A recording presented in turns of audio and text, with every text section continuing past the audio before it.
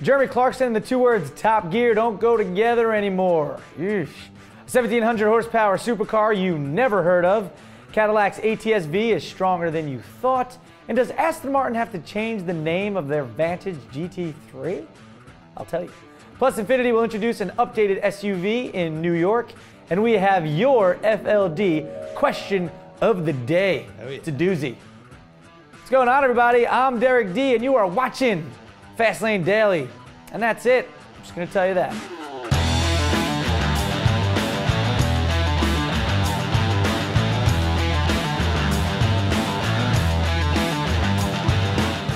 So, as most of you probably know, it came out after we shot yesterday's episode, Jeremy Clarkson has officially been fired from Top Gear. Yes, which sucks. He's a hell of a host and he's been there a long time. Tony Hall, the BBC Director General, said it was with great regret that the BBC would not renew his contract. But he also said, quote, "There cannot be one rule for one and one rule for another dictated by either rank or public relations and commercial considerations," end quote. Now, whatever your thoughts on this are, I do agree with that statement. Whether you're just a lowly PA, production assistant, or you're Jeremy Clarkson, you can't do what he did. It's just not the way it works. On that bombshell, wait, what does he always say? And on that bombshell. And on that bombshell, I did a terrible Jeremy Clarkson right there. But let's be honest, Jeremy Clarkson will be fine and end up on another show. Plus, rumors are he wanted out, right? We kind of heard that. And yeah, it's a great show. It sucks to see it end, but who knows what's actually going to happen. We'll find out as the news goes on. Yeah. What a bombshell. No, that's terrible. That was so bad. bad. And on that bombshell. And on that, I usually do a pretty good English accent, but that was pretty bad. And the Stig had a comment about all this. What did he say? Exactly. Big news. Well, not really, but Infiniti will bring the next generation QX50 crossover to the New York Auto Show next week. It'll rock a longer wheelbase for more interior room, along with a revised front and rear face.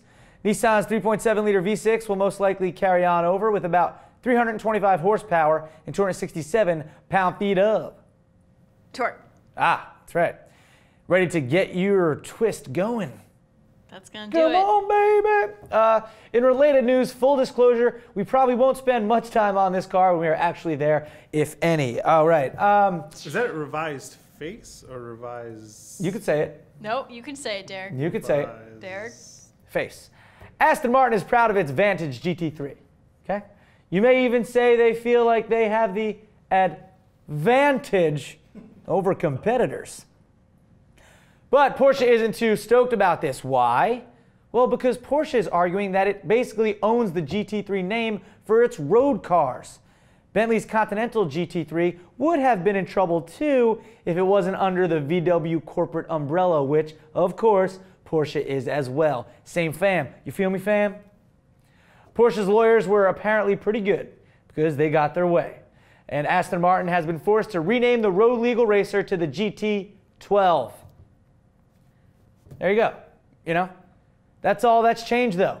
You still have your 6-liter V12 pumping out 592 horsepower, and the awesome bodywork remains. Hey, the bodywork is what counts, though, really. Who cares about the name? I mean, this girl's name is Helga, right? This one, Ursula. Yeah, no offense to any Helgas or Ursulas out there. That's not a bad name. I'm just saying, you get what I'm saying, all right? You get what I'm saying. All right, when the Cadillac ATS-V comes with some pretty impressive figures, a twin-turbo 3.6-liter V6 would make 455 horsepower and 445 pound-feet of torque. Thank you, Erica. I mean, that meant 0 to 60 was taken down in just 3.9 seconds, and top speed was 185 miles per hour. Not too shabby at all, Max. No, not at all. It's not. But apparently not accurate. In a good way. Yeah. Actually, the ATS-V makes 464 horsepower and 444 pound-feet of torque. Thank you, Erica. Which gets to 60 just a smidgen faster at 3.8 seconds, and the top speed is 4 miles per hour higher at 189. Nice. Yeah. So yeah, it's not a lot faster, but hey, more power and speed distances the ATS-V from its BMW M3 related competition. Nothing like a little friendly competition, am I right? I heard that. Max, what's 3 plus 3? 6. All right, hit me with something. What's 3 plus 4? 7. Nice. Nice. No one won. We're both good. There you go. I don't know where I was going with that. Hey, have you ever heard of Lyons Motor Car, Erica? You lying? This needed to be rehearsed a little No, bit. I'm telling the truth. I'm telling the truth. And yes, because they are called Lion. So I would be lying.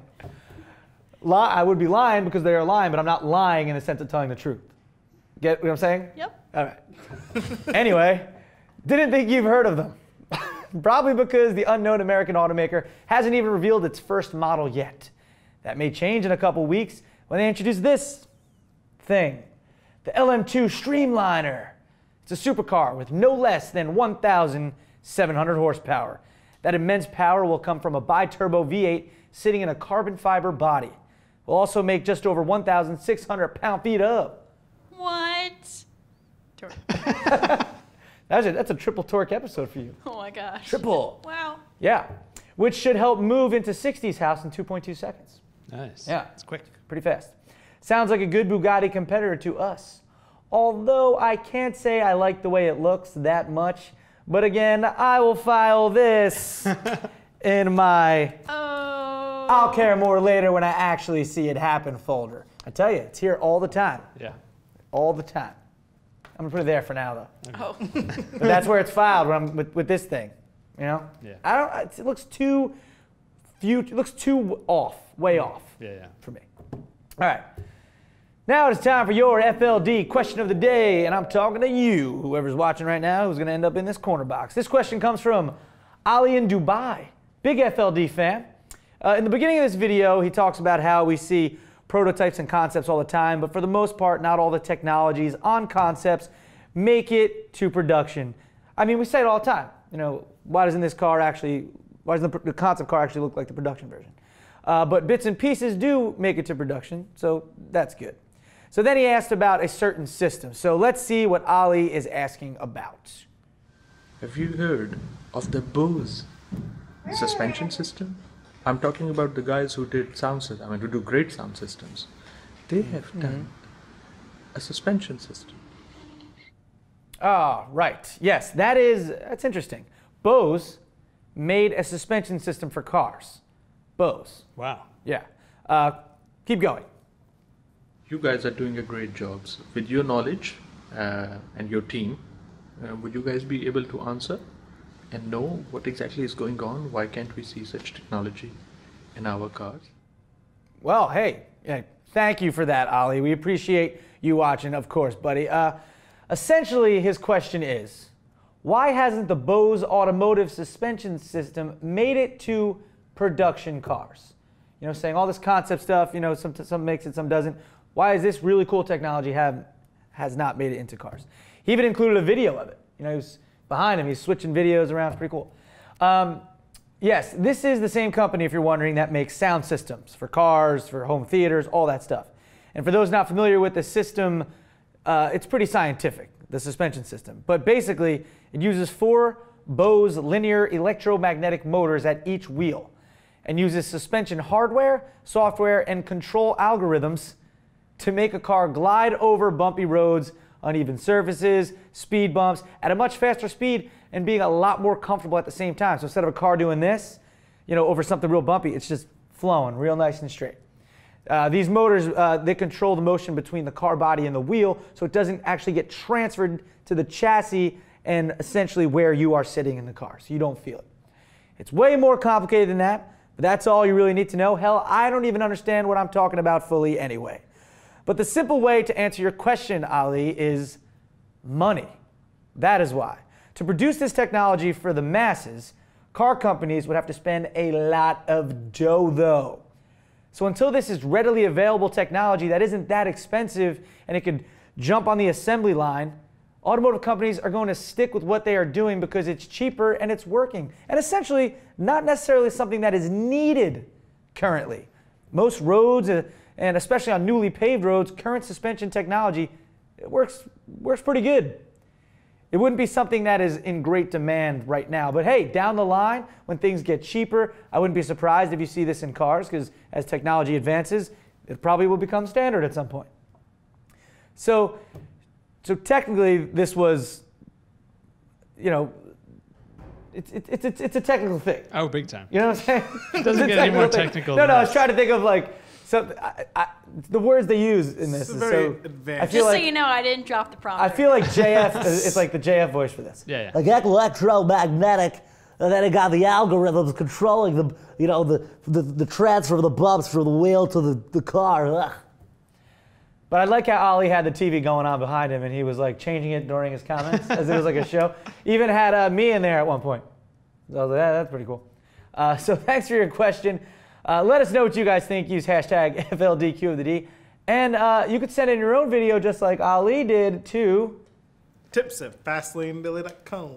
That's right. And if you send a man. video, oh, there you go, Omar. If you send that, we do prefer a YouTube link. That's the easiest. All right. And that, whew, long episode.